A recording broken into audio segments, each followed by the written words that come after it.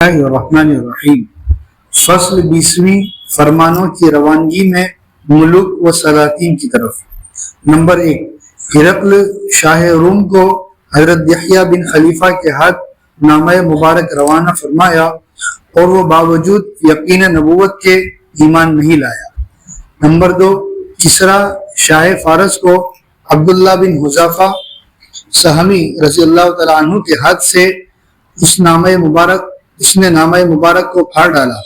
آپ صلی اللہ علیہ وسلم نے سن کر فرمایا کہ اللہ تعالیٰ اس کی سلطنت کو پارا پارا کر دے گا، چنانچہ ایسا ہی ہوا۔ نمبر 3، نجاشی شاہ حبشہ کو عمرو بن امیہ زمری کے ہاتھ، اور یہ وہ نجاشی نہیں ہے جن کے زمانے میں ہجرت حبشہ ہوئی تھی اور جن پر حضور صلی اللہ علیہ وسلم نے نماز پڑھی تھی، یہ اس نجاشی کے بعد ہوا اور اس کے اسلام کا حال معلوم نہیں۔ نمبر 4، مقوقس شاہ مصر کو حاتب بن ابی بلتہ کے ہاتھ، یہ ایمان نہیں لایا مگر ہدایہ بھیجے۔ نمبر 5، منذر بن ساوا کو شاہ بحرین کو علا بن حضرمی کے ہاتھ، یہ مسلمان ہو گئے اور بدستور برسر حکومت قائم رہ گئے۔ نمبر 6، 2 بادشاہ عمان بن جعفر بن جلندی اور عبد بن جلندی کو عمرو بن عاص کے ہاتھ، اور یہ دونوں مسلمان ہو گئے۔ نمبر 7، حوزہ بن علی حاکم یمامہ کو سلیط بن عمرو بن عامر کے ہاتھ، وہ مسلمان نہیں ہوا۔ نمبر 8، حارث بن ابی شمر غسانی حاکم غوطہ دمشق کو شجاع بن وہب کے ہاتھ، حدیبیہ سے واپس ہونے کے زمانے میں۔ نمبر 9، جبلہ بن ایہم غسانی کو شجاع بن وہب کے ہاتھ، اور اسی کے ذیل میں ان آرائش کا بھی ذکر مناسب ہے جو سلاطین نے آپ کے حضور میں بھیجے، علاوہ ان سلاطین کے جنہوں نے آپ کے فرمانوں کے جواب عرض کیے، جن کا ذکر اوپر آ چکا ہے۔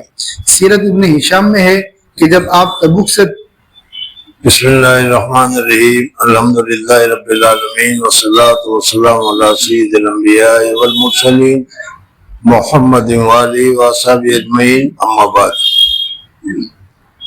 پہلے میں نے بتایا تھا کہ حضور اقدس صلی اللہ علیہ وسلم مدینہ منورہ تشریف لے گئے، اس کے دوسرے ہی سال سے جنگ بدر، جنگ احد اور جنگ خندق وغیرہ ہوتی رہی۔ اس وجہ سے حضور اقدس صلی اللہ علیہ وسلم کافروں کے ساتھ لڑنے میں مشغول زیادہ رہے اور کچھ اور زیادہ کام نہیں کر سکے۔ لیکن حضور اقدس صلی اللہ علیہ وسلم نے خواب دیکھا کہ میں عمرہ کرنے کے لیے جا رہا ہوں۔ اس عمرے کے خواب کے بعد صلح حدیبیہ ہو گئی، جس کی تفصیل گزشتہ کل تمہارے سامنے آ گئی تھی، اور اس وقت جنگ میں جو وہاں معاہدہ ہوا، صلح ہوئی، صفائی ہوئی، تو اس میں کافروں کے ساتھ، مکہ کے کافروں کے ساتھ چند شرطوں پر صلح ہو گئی۔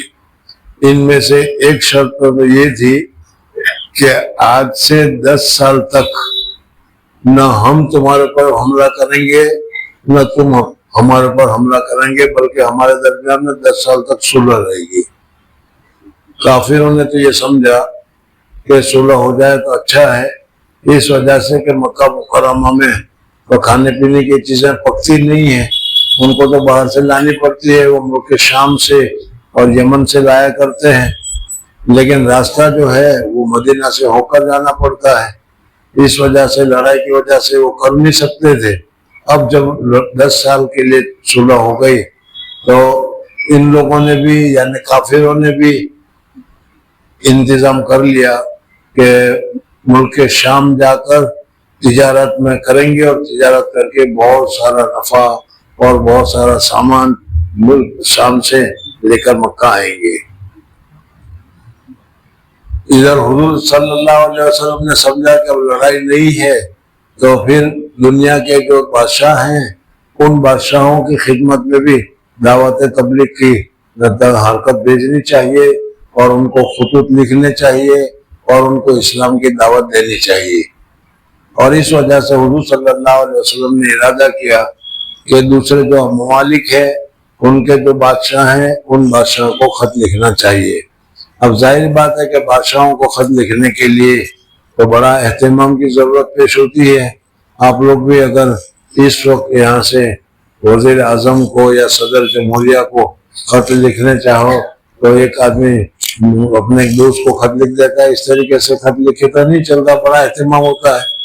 तो सहाबा किराम रिज़वानुल्लाह तआला अलैहिम अजमईन ने कहा कि या रसूलुल्लाह सल्लल्लाहु अलैहि वसल्लम, आप अजम के बादशाहों को खत लिखना चाहते हैं, लेकिन उनके यहाँ तो उस वक्त तक खत को मोतबर ही नहीं माना जाता जब तक के खत के ऊपर स्टाम्प न लगे हुए हो, इसलिए मोहर होनी चाहिए। तो उस वजह से हुजूर अकरम सल्लल्लाहु अलैहि वसल्लम ने अपनी बेटी अंगूठी ऐसी बनाई कि जो जिसके ऊपर सबसे ऊपर लिखा था अल्लाह, दूसरे नंबर पर लिखा था रसूल और तीसरे नंबर पर लिखा था मोहम्मद, मोहम्मदुर रसूलुल्लाह। ये एक मोहर की लगा दी गई। अब हुजूर सल्लल्लाहु अलैहि वसल्लम ने उस जमाने के जो बादशाह थे, हाकिम थे, उन सबको अपने अपने तरीके पर खत लिखे। मैंने कल भी बताया था कि हुजूर अकरम सल्लल्लाहु अलैहि वसल्लम का जो जमाना था, उस जमाने में दो सुपर ताकतें थी।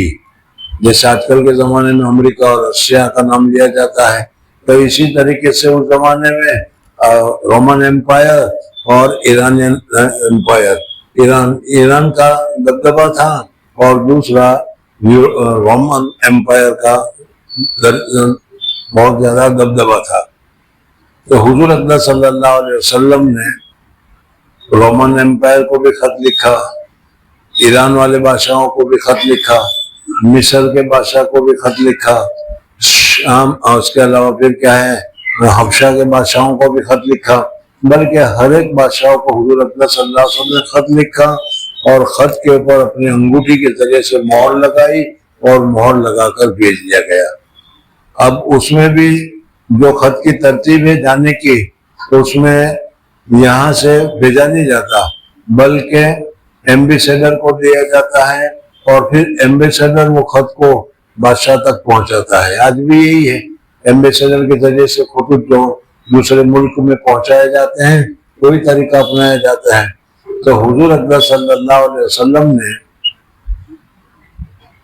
रोमन एम्पायर के जो बादशाह था हिरकल, उसको खत लिखा और उस खत की बड़ी पूरी तफसील अल्लाह जल्ला जलालहू व मन वालों ने क्या है सहाबा किराम रिज़वानुल्लाह तआला अलैहिम अजमईन की मारिफत बुखारी शरीफ में पूरी तफसील के साथ जिक्र की गई।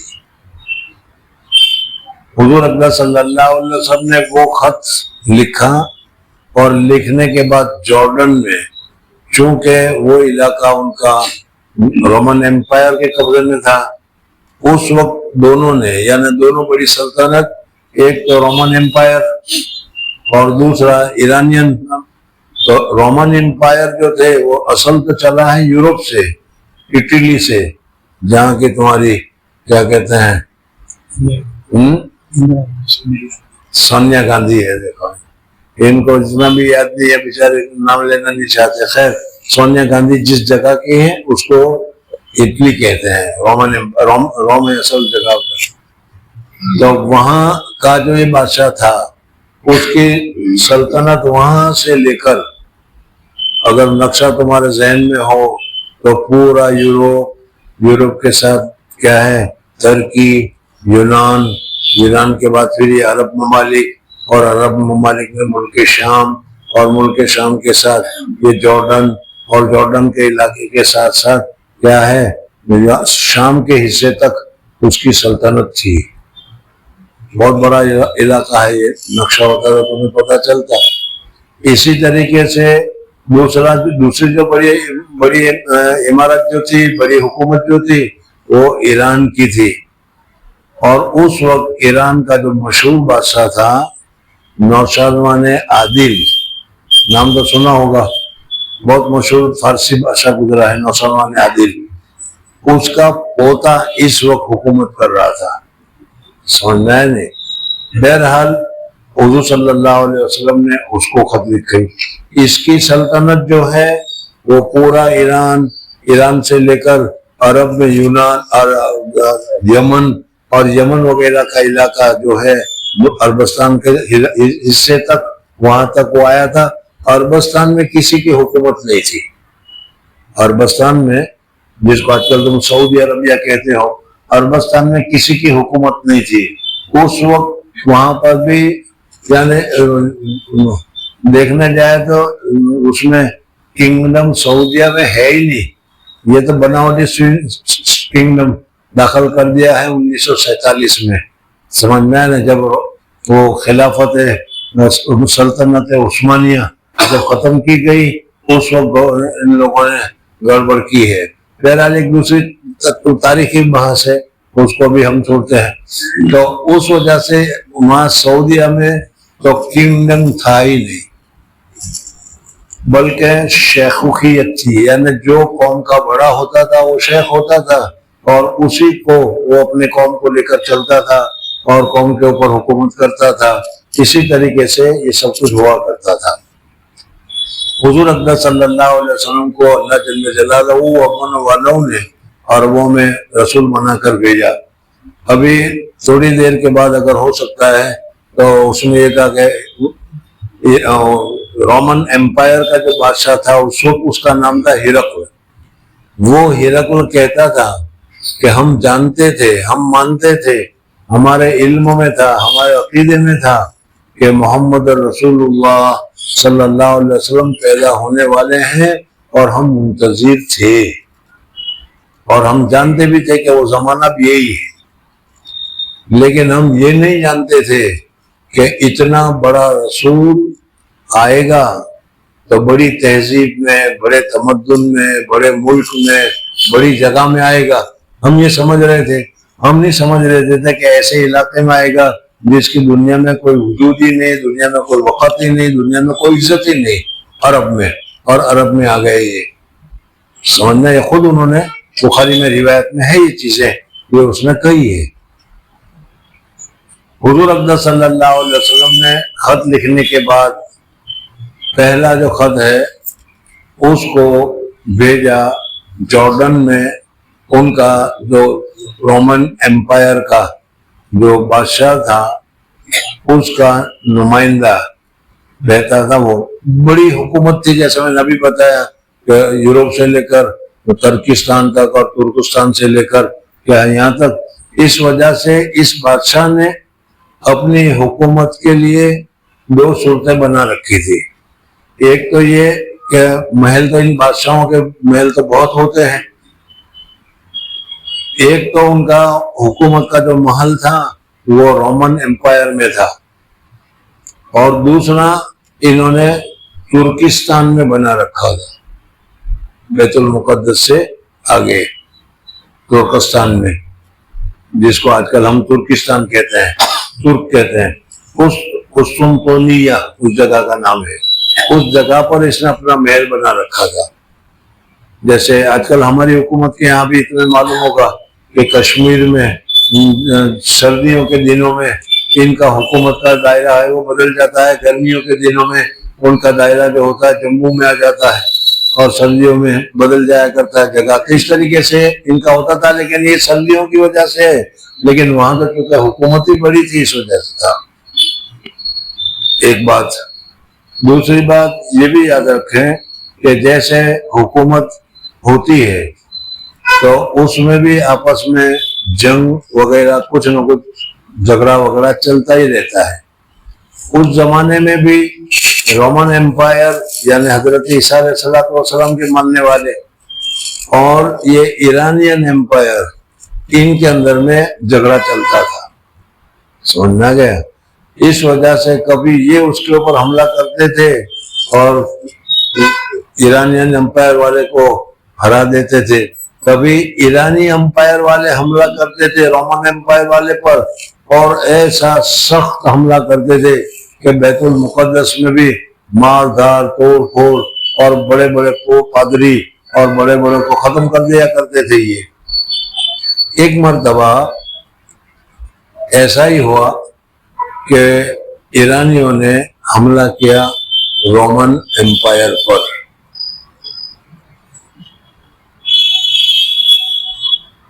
अब कहां तक तारीख बताते चलेंगे तुमको, तारीख पर तारीख और आगे आती चली जा रही है, समझने।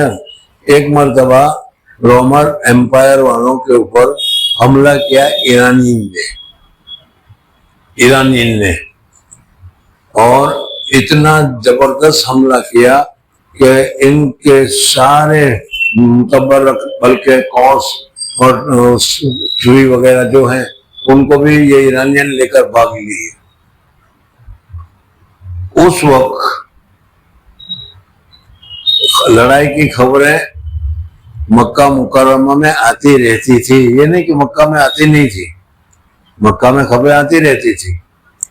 اور حضور اکبر صلی اللہ علیہ وسلم اور حضور صلی اللہ علیہ وسلم کے جو ساتھی تھے وہ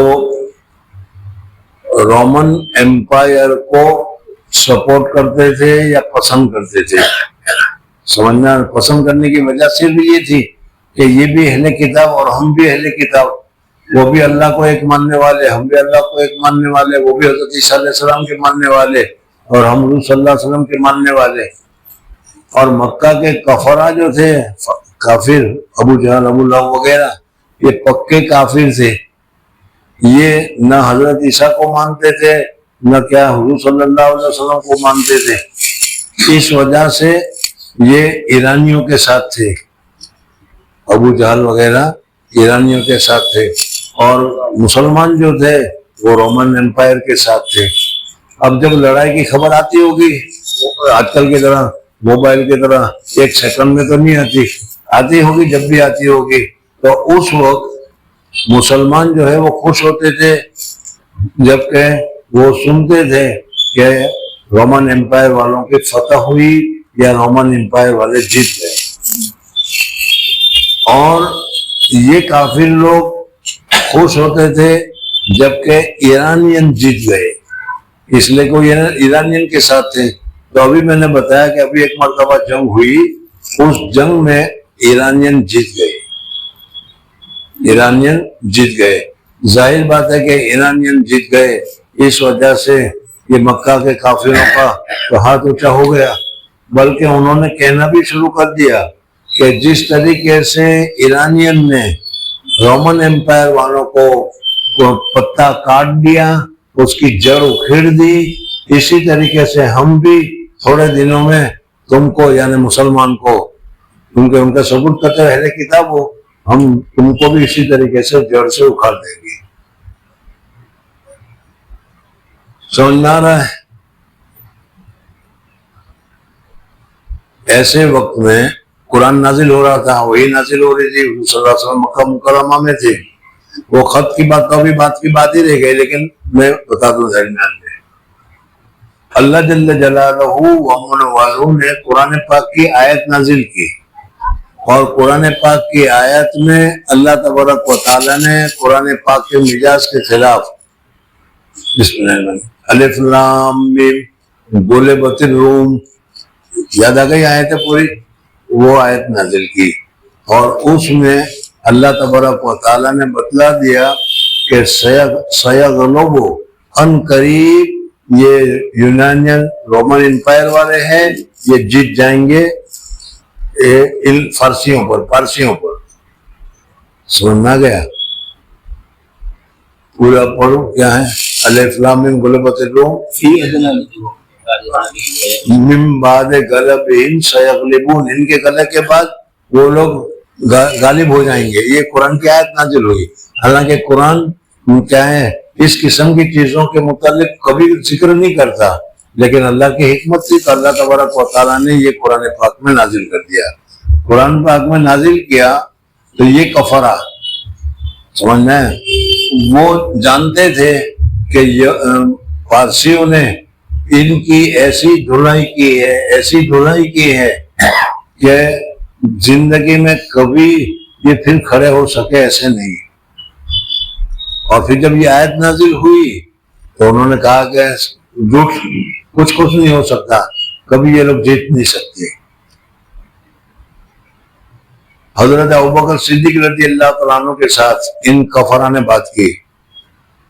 حضرت ابوبکر صدیق رضی اللہ تعالیٰ نے کہا قرآن میں آیا ہے کہ سیغلبون ان قریب وہ کیا ہے بیضع سنین کا لفظ آگے ہے، سیغلبون بیضع سنین غالب آئیں گے اور گالی باندھنے کے ساتھ اللہ جل جلالہ نے مدت بھی بنائی چند سالوں میں.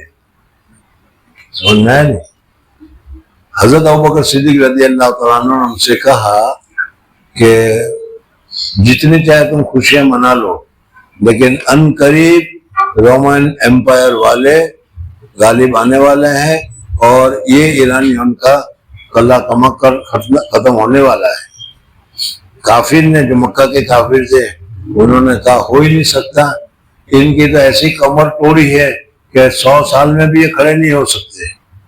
حضرت ابوبکر صدیق رضی اللہ عنہ کا شرط لگاؤ. اس زمانے میں شرط لگانا منع نہیں ہوا تھا، بہت پہلے کی بات ہے. یہ کہا کہ شرط لگاؤ، تو حضرت ابوبکر صدیق رضی اللہ تعالیٰ عنہ لگائے 100 اونٹوں کی، اور 3 سال کی مدت دی حضرت ابوبکر نے کہ 3 سال میں دیکھ لینا یہ لوگ غالب آ جائیں گے. اگر غالب آ جائے تو 100 اونٹ ہمیں دینا، اور غالب نہ آئے تو 100 اونٹ میں دوں گا. اس لیے کہ اس زمانے میں تو پیسے ہی اونٹ تھے. سمجھنا ہے نہیں؟ یہاں تک سمجھ میں آ گیا. اب حضور صلی اللہ علیہ وسلم کے پاس حضرت ابوبکر صدیق رضی اللہ تعالیٰ عنہ آئے، اور آ کر حضرت ابوبکر صدیق رضی اللہ تعالیٰ عنہ نے حضور صلی اللہ علیہ وسلم سے کہا کہ میں ان کافروں کے ساتھ شرط لگا کر آیا ہوں کہ 3 سال میں رومن امپائر جیت جائے گا. اگر رومن امپائر 3 سال میں جیت گئے تو تمہیں مجھے 100 اونٹ دینے پڑیں گے، اور اگر نہیں جیتا تو میں تم کو 100 اونٹ دوں گا. حضور اکبر صلی اللہ علیہ وسلم نے فرمایا کہ 3 سال کی مدت کیوں لگائی تم نے؟ 3 سال کی مدت نہیں لگانی چاہیے تھی، 9 سال لگا دو.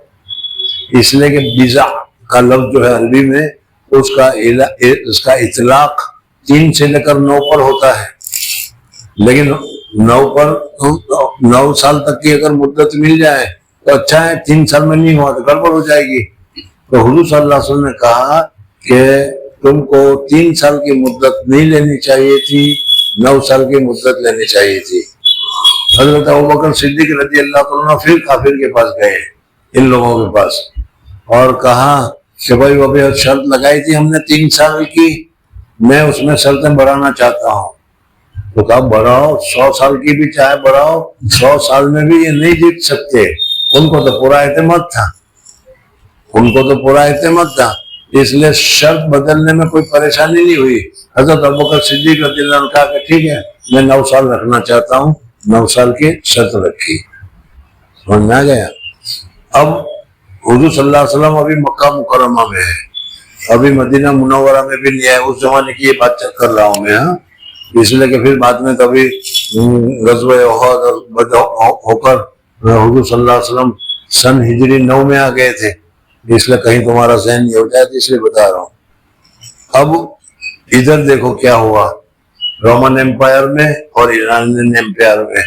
ان میں جب ایرانین جیت گئے، ایرانی لوگ جیت گئے اور رومن ہار گئے، یہ ہرقل والی پارٹی جو ہے ہار گئی، تو ہرقل والے پارٹی نے وہاں قسم کھائی، اور اس وقت ان کا خاص جگہ جو تھی وہ بیت المقدس تھی. سمجھنا ہے نہیں؟ اس لیے کہ حضرت عیسیٰ علیہ السلام بیت المقدس میں پیدا ہوئے. حضرت عیسیٰ علیہ السلام بیت المقدس سے آسمان پر اٹھا لیے گئے، یا ان کے اعتبار سے جو بھی ہے، تو ان کا تعلق وہ تھا. تو یہ ہرقل نے منت مانی کہ اللہ اگر ہم اس کے اوپر ایرانیوں کے اوپر حملہ کریں، سپر پاور، دوسری سپر پاور کے لیے ایرانیوں پر ہم حملہ کریں، اور اگر ایرانین ہار جائے تو میں ترکی سے یعنی قسطنطنیہ سے، آج کل کا استنبول سے بیت المقدس سلام کرنے کے لیے پیدل حاضر ہوا. یہ کس نے؟ ایرانی والے نے یہ منت مانی. سمجھ میں آیا کہ نہیں؟ ہرقل نے، رومن والوں نے یہ منت مانی. انہوں نے تو ایرانیوں کو تو منت ماننے کی سوال ہی نہیں، بولے تو ایسا ان کو دھو دیا تھا کہ یہ کافی لوگ کہہ رہے تھے کہ 100 سال میں بھی یہ کھڑے نہیں ہو سکتے. بہرحال انہوں نے منت مانی اور منت مان کر تیاری کی. تیاری کرنے میں پھر کچھ دن لگے اور دن لگنے کے بعد رومن امپائر والوں نے ایران والوں کے ساتھ زبردست جنگ کی اور اس جنگ میں 9 سال سے اندر میں کیا ہے ایرانی ہار گئے اور یہ بیت المقدس یہ رومن امپائر والے جیت گئے. سمجھ میں آ گیا. اب جیتنے کی وجہ سے اب بادشاہ کو یعنی رومن امپائر والے کو جیتنے میں بھی بہرحال اتنی بڑی حکومت تھی, جیتنے کے ساتھ جو اس نے منت مانی تھی تو وہ فٹافٹ تو وہ منت ادا نہیں کر سکتا. اس منت کے ادا کرنے میں اس کو 3 سال لگ گئے. 3 سال لگ گئے. تو حضور اقدس صلی اللہ علیہ وسلم نے جب یہ خط لکھا تو میں نے ابھی بتایا کہ بادشاہ کو ڈائریکٹ تو خط نہیں لکھ سکتے تھے, لیکن بادشاہ کو جو خط لکھا وہ خط ان کا نمائندہ تھا جارڈن میں, تو اس کو بھیجا اور جارڈن میں جو خط پہنچا ان کو تو اس وقت اس نے اپنے اس خط کو اپنے بادشاہ کو بھیجنا ہے, ہرقل کو بھیجنا ہے. اور ہرقل چونکہ اس وقت رومن میں نہیں تھا, رومن امپائر میں نہیں تھا, وہ اس منت کو پورا کرنے کی وجہ سے وہ قسطنطنیہ اور اس میں کیا کہتے ہیں بیت المقدس آیا ہوا تھا. تو اس عدی بن حاتم کو انہوں نے وہ خط دے کر ان کے پاس بھیج دیا. سمجھ میں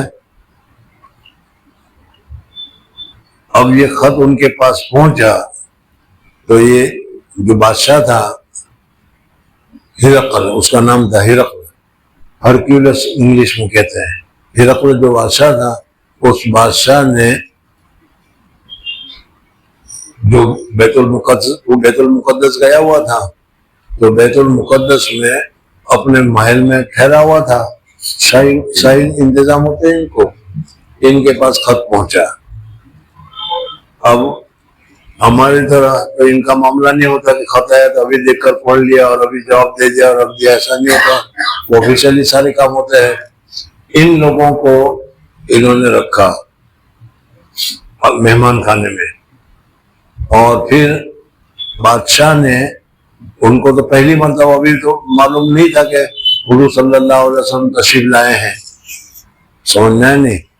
ہاں وہ چونکہ اپنی کتاب کا بہت زیادہ, یہ جو ہرقل بادشاہ تھا, بادشاہ بھی تھا, بادشاہ کے ساتھ ساتھ نجومی بھی تھا اور نجومی کے ساتھ ساتھ اپنے رومن امپائر کا یعنی حضرت عیسیٰ علیہ السلام کی کتابوں کا بہت بڑا ماہر بھی تھا. درمیان میں بات بتا دو پھر کہوں گا کہ وہ بیت المقدس میں ایک دن رات کو اس نے جائچہ کھولا. جائچہ جانتے ہو, یہ جو کیا کہتے ہیں جوتشی ہوتے ہیں, وہ کیا ہے وہ مستقبل کی چیزوں کو دیکھنے کے لیے وہ کیا ہے جائچہ بناتے ہیں اور وہ کھیلتے ہیں. اس نے جائچہ کھینچا تو جائچہ کھینچنے کے بعد اس کو یہ دکھائی دیا کہ ختنہ کرنے والوں کا بادشاہ پیدا ہو گیا ہے. اب اس نے اپنے ساتھیوں کو پوچھا کہ بھائی ختنہ کرنے والوں کا بادشاہ پیدا ہو گیا ہے اور وہ آگے چل کر ہمارے لیے بھی نقصان کا سبب بنے گا. تو اس کو فکر لگی. ان کو تو سب سے زیادہ کیا ہے کرسی کی فکر ہوتی ہے اور نہیں دیکھتے ہو تو یہاں دیکھ لو. سمجھ میں آیا نہیں جانتے تو جانے تو پھر ایک ہی فکر ہوتی ہے کرسی نہیں جائے, بس جو چاہے کروا لو ختم. تو ان کو بھی کرسی کی فکر لگی, اس لیے اس نے اپنے ساتھیوں سے کہا, وہ رات بھر وہ کتاب دیکھتا رہا, ستارے دیکھتے رہا, جوتش میں جو لوگ کرتے ہیں وہ سارا وہ کرتا رہا, بڑا ماہر تھا وہ. تو صبح کو اٹھا تو اس کا چہرہ بڑا افسردہ تھا, رنج لگ گئی, کرسی جانے کا فکر لگ گئی. تو اس کے ساتھیوں نے کہا کہ حضرت کیا بات ہے, آج ہم آپ کو بہت غمگین دیکھ رہے ہیں. روزانہ تو ماشاءاللہ बड़े खुशखुर्रम होते थे, लेकिन आज इस रात को क्या कोई ख्वाब आया, कोई नींद नहीं आई, क्या हुआ? तो उस वक्त उसने कहा कि आज मैंने ज्योतिषी को खोलकर देखा तो मुझे ये मालूम हुआ कि हमारा खतरा करीब है और खतने वालों का बादशाह का सितारा तुलू हो चुका है। जो उनके जो चमचे थे, मतलब चमचा ही कहूंगा, यानी हिरकल के खास आदमी, उन्होंने कहा कि हजरत इसमें आपको इतना परेशान होने की क्या जरूरत है? हमारी हुकूमत में यानी वो रोमन एम्पायर में यहूदी रहते हैं, सही रहते हैं, और यहूदी खतना कराते हैं, यहूदी रहते हैं और वही खतना कराते हैं। आपको इससे डरने की कोई जरूरत नहीं।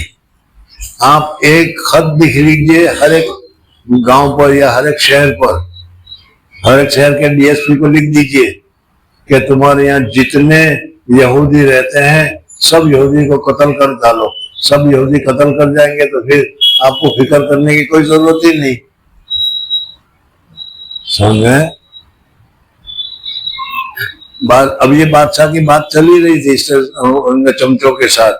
इतने में दरबान ने आकर कहा कि भाई एक आदमी आया है, वो मक्का मुकर्रमा से किसी का खत लेकर आया है और बादशाह के नाम लेकर आया है। बादशाह को इतनी फिक्र लगी हुई थी कि दूसरे सवाल और जवाब से पहले ही उसने पूछा कि पहले ये देखो कि ये जो खत लिखने वाला है या जो खत लेकर आए हैं वो खतना वाले हैं या बगैर खतना के। वो अरब थे, समझ में आया नहीं? और अरब तो खतना कराते हैं।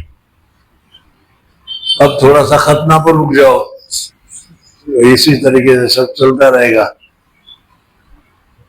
हजरत इब्राहिम अलैहिस्सलाम को जब 80 साल की उम्र हुई, हजरत इब्राहिम अलैहिस्सलाम को खलीलुल्लाह कहते हैं।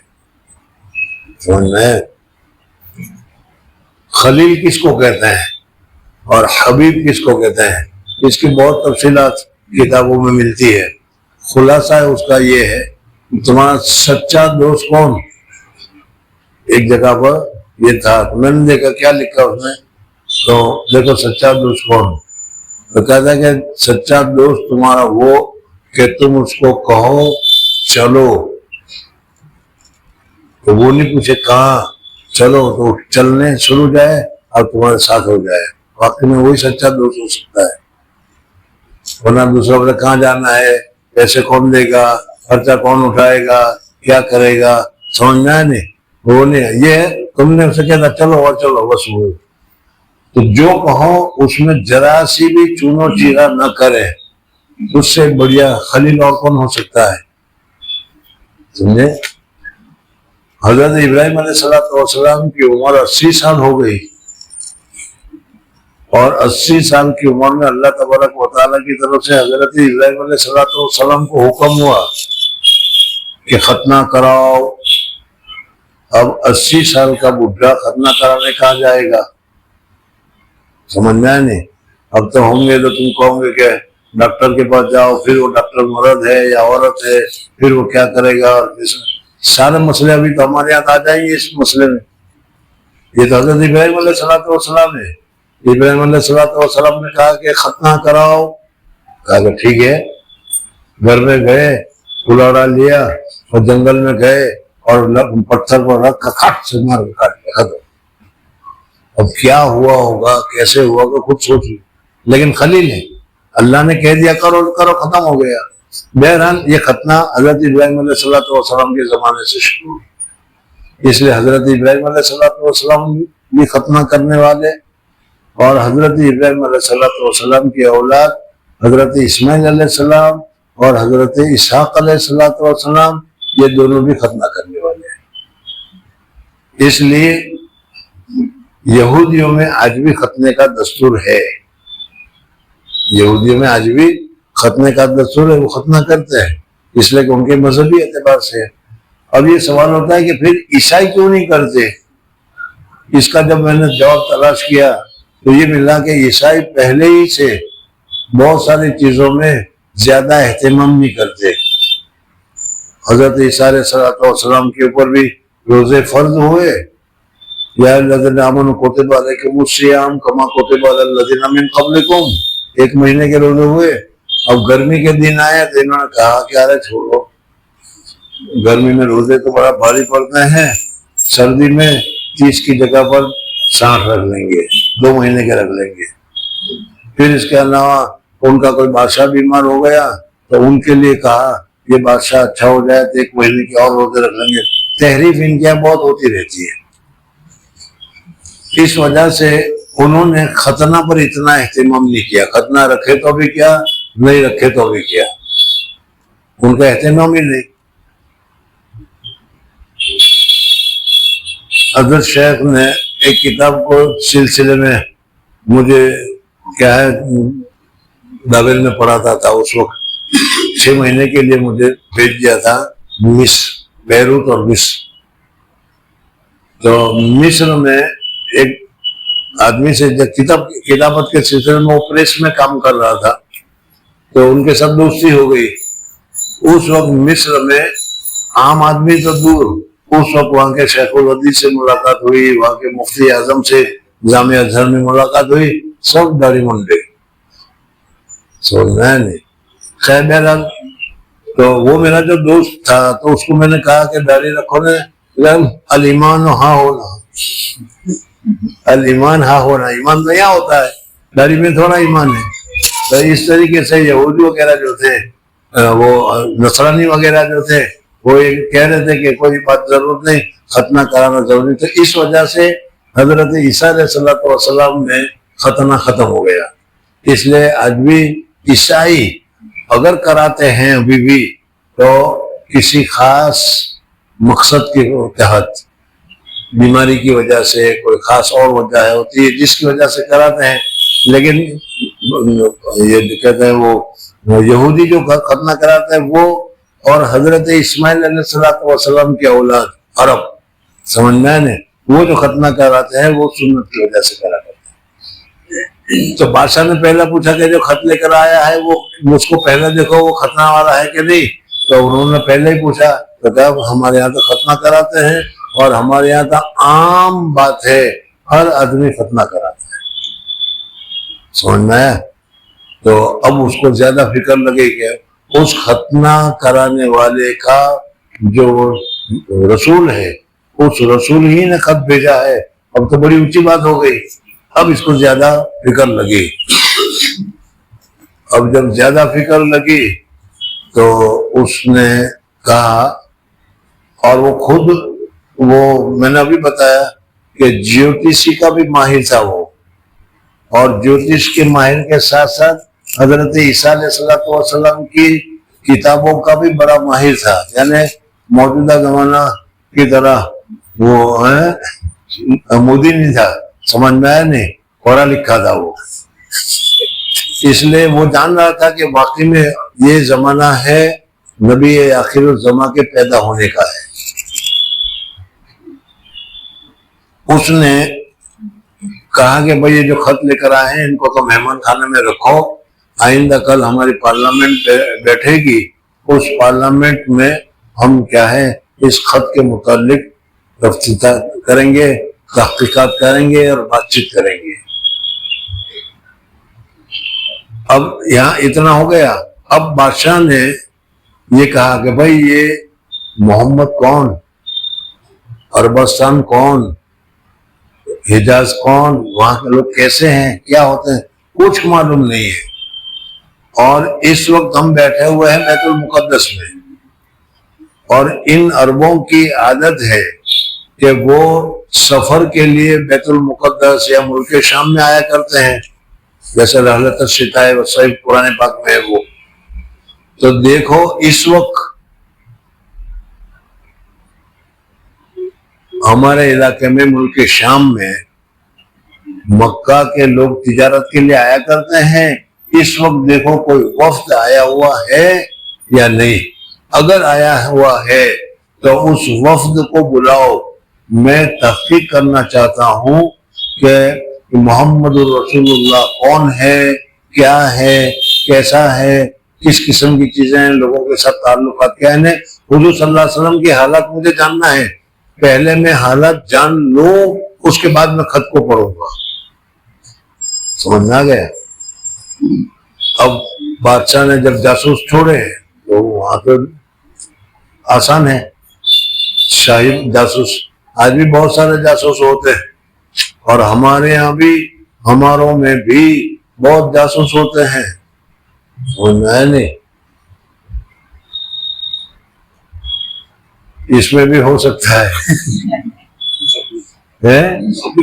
खबरी कहते हैं। हाँ, मौल साहब जानते हैं, ये खबरी है सब।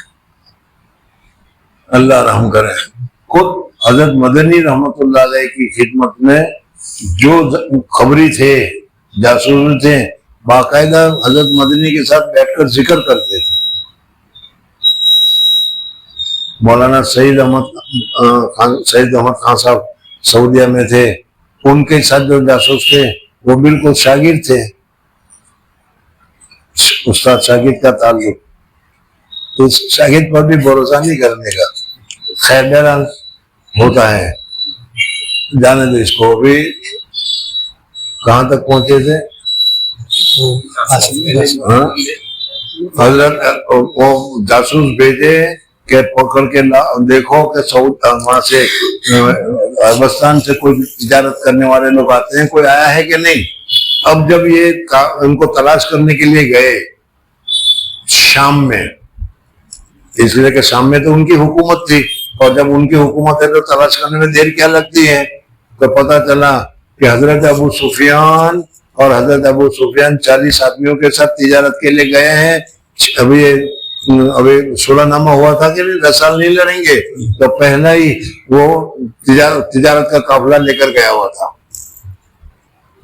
मुल्क शाम। बादशाह ने कहा पकड़ के लाओ, बुला के लाओ। सबको बुलाया गया, और वो जहां मुल्क शाम में जहां भी हो गए, वहां से वो आ गए बैतुल मुकद्दस में। बादशाह ने उनको ठहराया कि ठहरो, आज हमारे मेहमान बनोगे, कल को तुम्हारे साथ बातचीत करेंगे। ये तो सुना होगा कि नहीं है? तो फिर क्यों खामखा वक्त जाए करते हो, आगे बढ़े।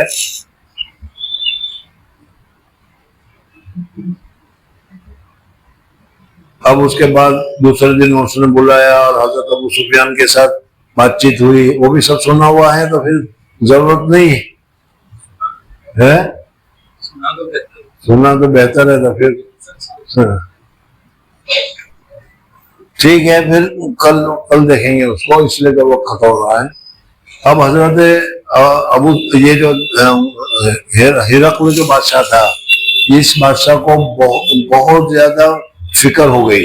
एक तो ये कि वो उसी वक्त समझ गया कि हुजूर अक़दस सल्लल्लाहु अलैहि वसल्लम का सितारा तुलू हो चुका है। यहाँ पर जी तो नहीं चाहता कि मैं तुमको कहूँ, लेकिन मैं बताऊं, तलबा को तो मैं बताता हूँ कि ये जो सारा वाकया हुआ, ये तो सुलह हुदैबिया के बाद हुआ, और सुलह हुदैबिया हुई 6 में, तो 13 साल तो मक्का मुकरमा के, और 6 साल ये तो 19 साल हो गए। तो हुजूर सल्लल्लाहु अलैहि वसल्लम को तो क्या है, नबूवत मिली, नबूवत मिलने के 19 साल हो गए। उस वक्त बादशाह को पता चल रहा है, वो कह रहा है कि अभी तुलू हुआ। समझ में आ गया? तो उसका जवाब ये दिया जाता है कि बिल्कुल सही है, हुजूर सल्लल्लाहु अलैहि वसल्लम रसूल थे 19 साल से, कोई बात नहीं इसमें, लेकिन हुजूर अक़दस सल्लल्लाहु अलैहि वसल्लम का इक़्तिदार चमका, हुजूर अक़दस सल्लल्लाहु अलैहि वसल्लम की हुकूमत चमकी, हुजूर अक़दस सल्लल्लाहु अलैहि वसल्लम का नाम चमका सुलह हुदैबिया के बाद। इन्ना फतहना लका फतहम मुबीना कुरान में कहा गया है। तो इसके बाद इसलिए उसको इस वक्त दिखलाया गया, जो नजूमी को जो दिखलाया जाता होगा वो। बहरहाल अब ये इसने इनको ठहराया और कहा कि कल को हमारी पार्लियामेंट बैठेगी, उस पार्लियामेंट में आपको बुलाया जाएगा, आप लोग आना। ये लोग अरबी बोल रहे हैं और वो रोमन एम्पायर वाले बोल रहे थे, इस वजह से एक क्या है, इंटरप्रेटर को तैयार किया गया जो दोनों जबानों का माहिर था, और उन्होंने बादशाह को दूसरे दिन जब बैठे पूरा पार्लियामेंट बैठी हुई है, उनके ओहदेदार वगैरह सब रोमन एम्पायर के, और उसमें हजरत अबू सुफियान और हजरत अबू सुफियान के साथ 11 आदमी थे काफले में। उन सारे काफले वालों को बुलाया। बादशाह था बादशाह, इस वजह से बादशाह ने कहा कि कहीं गड़बड़ न करे, इस वजह से पहले पूछा कि जिस आदमी ने नबूवत का दावा किया है उसके नसब के एतबार से कौन ज्यादा करीब है, यानी उसका सगा वाला में से कौन सगा वाला ज्यादा है। तो अबू सुफियान थे ना, हम सर में हूँ, अच्छा आप आगे आइए, बिठाया और दूसरे को पीछे बिठाया ताकि एक दूसरे के जरिए से आंखें मारकर, आप लोगों तो इसमें माहिर है, समझ में आए, कोई जवाब न पूछ लें या कुछ इशारा करके गड़बड़ न करें, इसलिए इस तरीके से बिठाया और कहा कि देखो इसको कहो, वो तर्जमान को कहा कि मैं तुमसे कुछ सवाल पूछूंगा उस नबी के मुतालिक जिसने नबूवत का दावा किया है, जो सच सच जवाब देना, इसको कहा कि सच सच जवाब देना, और ये अगर जवाब देने में गलती करे, झूठी बात कहे, तो तुम पीछे बैठे वो फौरन बता देना। ये बात हुई और फिर उसके बाद उन्होंने सवाल जवाब किए थे, तो इंशाअल्लाह देखेंगे, अगर जरूरत हुई तो कल, वरना तो फिर दूसरी लाइन पर गाड़ी चल पड़ी तो दूसरी लाइन से शुरू करेंगे। सुभान अल्लाह व बिहम्दिही, सुभानक अल्लाहुम्मा व बिहम्दिका, नशहदु अन ला इलाहा इल्ला अंता, नस्तगफिरुका व नतूबु इलैक। बुजुर्गों और दोस्तों, वाकई में हमारा इतिहास बड़ा शानदार है, हमारी तारीख बड़ी शानदार है, लेकिन हमें हमारी तारीख का भी पता नहीं, दूसरे की तारीख में हम उलझे रहते हैं और इस वजह से हमें अपनी तारीख मालूम नहीं क्या क्या हुआ। अब यही एक ही मसला देखो, ये होना चाहिए एक ही मसला, अभी कितने दिन तक चलेगा वो मालूम होता है। 7 तारीख की बात है।